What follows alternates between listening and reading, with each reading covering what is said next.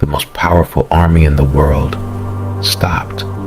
90,000 soldiers frozen because stretched across the horizon, 20,000 impaled bodies, arranged in perfect rows, stretching for 2 miles. The Sultan, the man who conquered Constantinople, looked at this and turned around. He never did that before. He never did it again. The man responsible? You call him Dracula. You have no idea who he actually was. His name was Vlad the Third, son of a knight called Dracula, the dragon. Dracula simply means son of the dragon. Bram Stoker borrowed that name, borrowed the location, and then sanitized the truth. He made Dracula drink blood. The real Vlad did something worse. He made people watch. German woodcuts from the 1400s show him sitting at a dining table, calmly eating a meal, while impaled bodies surround him in every direction. Historians still debate, was that image propaganda, or was it just a Tuesday? To understand what Vlad became, you need to understand what happened to him at 12 years old. His father sent him as a hostage to the Ottoman Empire. He was educated there, taught warfare, strategy, languages, but a gilded cage is still a cage. And then one morning, the news came, his father, assassinated by his own noblemen, his brother Mircea, buried alive. Vlad found this out alone, thousands of miles away, a child, in a cell, unable to do anything. That helplessness, that specific, particular helplessness, never left him. It became his philosophy. And what that philosophy looked like in practice, Europe had never seen before. In 1456, Vlad took the throne. His first move, he threw a party, an Easter feast for the boyars, the same noble class that killed his father, that buried his brother alive. They came, they ate, they celebrated. Then Vlad stood up and asked calmly how many rulers they had seen come and go. They answered honestly. Some said 20, some said 30. Vlad nodded, then arrested every single one. The old ones impaled that afternoon. The younger ones marched 50 miles, worked to death, building his castle, stone by stone, body by body. That castle still stands today. Tourists visit it. They don't put on the postcards what it cost. What came next wasn't simply cruelty, it worked. Vlad placed a golden cup at a public fountain. No guards, no lock. For 6 years, nobody touched it. Merchants called Wallachia the safest kingdom in Europe. Cheating merchants impaled. Corrupt officials impaled. Thieves impaled. The punishment was always the same. The result was always the same.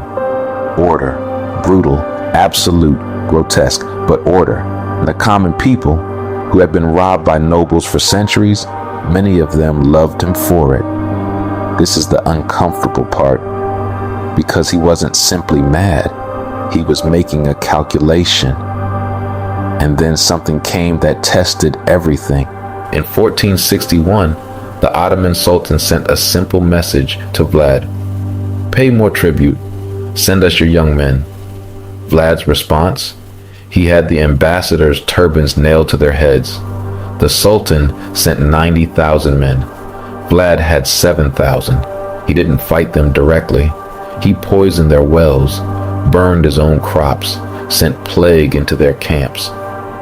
And then, on the night of June 16th, 1462, he did something military. Historians still study today. 7,000 cavalry, total darkness, complete silence, riding directly into the Ottoman camp. Their target, the Sultan's tent. Their mission, end the war in one night. They reached the tent. It was empty. The Sultan had moved his quarters. That night, by chance or fate, Vlad withdrew before dawn and left his message at the border. 2 miles, 20,000 impaled bodies, perfect rows. The Sultan looked and went home. 7,000 men stopped the most powerful army on earth, not through weapons, through fear. But the real betrayal was still coming. Remember those 2 boys taken hostage together? Vlad and his younger brother Radu. They didn't come out the same. Radu converted to Islam, became a favorite of the Sultan. History calls him Radu the Handsome. After the night attack, the Sultan had one final move. He sent Radu, Vlad's own brother, leading an Ottoman army into Wallachia. The nobles switched sides immediately. They always did. Vlad fled north to Hungary, to King Matthias, his supposed ally. Matthias arrested him, betrayed by his nobles, betrayed by his ally, invaded by his own brother. Vlad spent 12 years in a prison cell. Some accounts say in that cell, he caught mice and impaled them on tiny sticks, the only language he ever truly learned. In 1476, they released him. He retook the throne for the 3rd time. His 3rd reign lasted 2 months. He died in battle. The exact circumstances unknown. Some say ambushed, some say killed by his own men. His head was sent to Constantinople, displayed on a spike by the Sultan, the man who lined 2 miles with impaled bodies, ended as a head on a pole. 45 years old, give or take. History rarely keeps precise records of the people it decides to forget. Here is what they don't tell you. In Romania today, Vlad III is not a villain. He is a hero. Because from inside Wallachia, surrounded on all sides by powers that wanted to swallow them, he was the only ruler who ever fought back. The German woodcuts that made him a monster, printed by Matthias, the same king who arrested him, political propaganda to justify a betrayal. It worked. For 500 years, it worked. Bram Stoker read those pamphlets and turned history's most effective defender into a creature that fears the sun. The real Vlad feared nothing. We create monsters because the truth is harder to look at. There was no monster.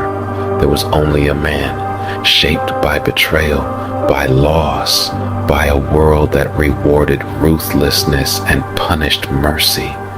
The darkness didn't create Vlad. The world did. And sometimes that is so much worse. The Sultan only said one thing: we cannot fight a man who has made death itself into a language. The meaning was never lost in translation.